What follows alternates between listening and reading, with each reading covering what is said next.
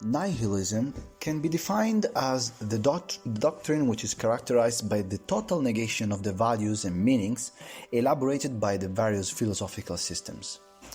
Understanding nihilism today cannot fail to pass through the analysis of thinkers like Nietzsche, who in Will to Power reflects on the theme of nihilism, outlining the inescapable reality of nihilism itself in the aftermath of what he lived between the 19th and 20th centuries with the decline of theism.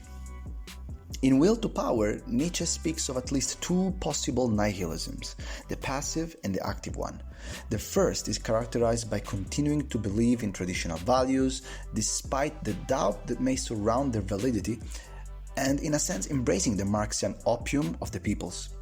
With active nihilism, on the other hand, traditional values are rejected and the individual creates new ad hoc values. For Nietzsche, the process of self-destruction of passive nihilism that looks straight into the abyss of the senselessness of existence from an A-value perspective is better than an attachment to values perceived as false. The relevance of this in the light of the 21st century is more than relevant, in fact. The limelight of theism, which is in constant growth today, undermines the predictions of the philosophers of the last century who waited for religions to breathe their last. The path for theism was long and tortuous, but in all fields today there is a gradual change of direction. In the scientific field, we start talking about teleology, even touching on theology.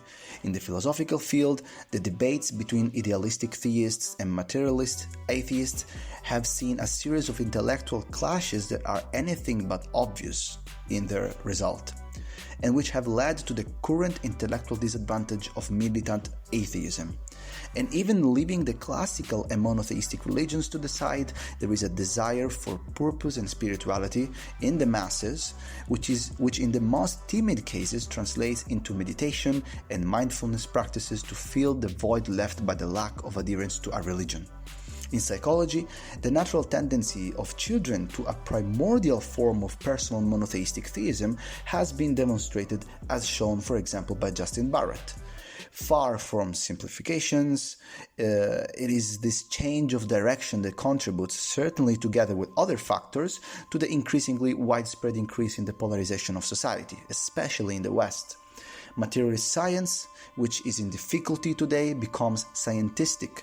Politics in difficulty becomes utilitarian, and in the world of militant activism, concepts such as environmentalism and gender are also defined at the institutional level as values, ironically fully embracing the definition of passive nihilism of Nietzsche, replacing traditional values in the form but not in substance, and consequently resulting in a bigotry on the contrary for those who do not share the epistemic justifications of some positions in these fields.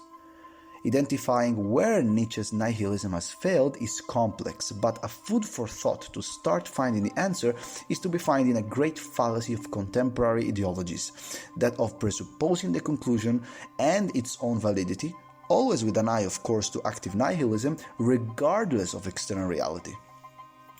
External reality is interpreted with a pair of ideological glasses.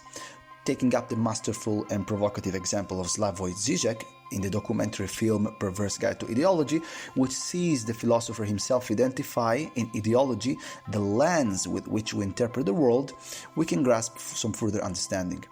While on the one hand it is true that a tool to move and interpret the facts of the world is necessary, on the other hand the direction must not be to first create the famous pair of glasses and then interpret the world accordingly.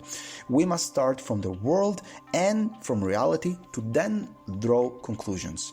Ideas such as that of fluidity at the societal level, or on other levels, for instance, have led to a form of mass myopia with respect to the facts of the world. Every ideology and every position is considered today as a starting point, while they should be a point of arrival starting from the pieces of the puzzle acquired from the analysis of the world and of oneself. After the period of intellectual disadvantage of theism, for example, theists have adopted this very approach, starting from reality to draw conclusions and justify only afterwards their position as epistemically valid. The tendency of materialism today and of all its derivations, such as the scientific one and others, is just the opposite, and they presuppose their presumed validity by interpreting only after the real, which is however seen as liquid and unreliable. If it is true that external and internal reality are complex, it is also true that the strength of today's theism has been to start and restart from first principles and axioms.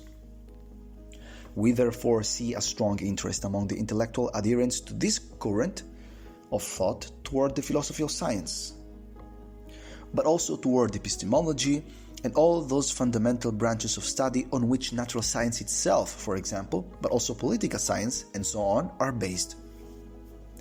The relevance of these efforts is vital and fundamental to understand our place in the cosmos.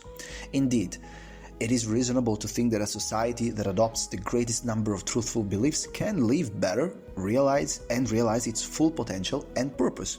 This can only happen by following the evidences wherever they lead and starting from the axioms.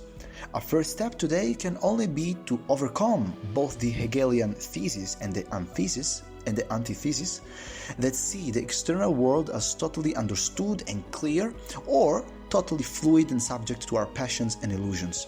With a humble and sincere methodological approach, we can arrive at a humble but at the same time dignified Hegelian synthesis that is not afraid to admit that we are limited in our capacity of understanding the world and ourselves, but at the same time that understands that we have the ability to grasp those truths that for us as humans are fundamental.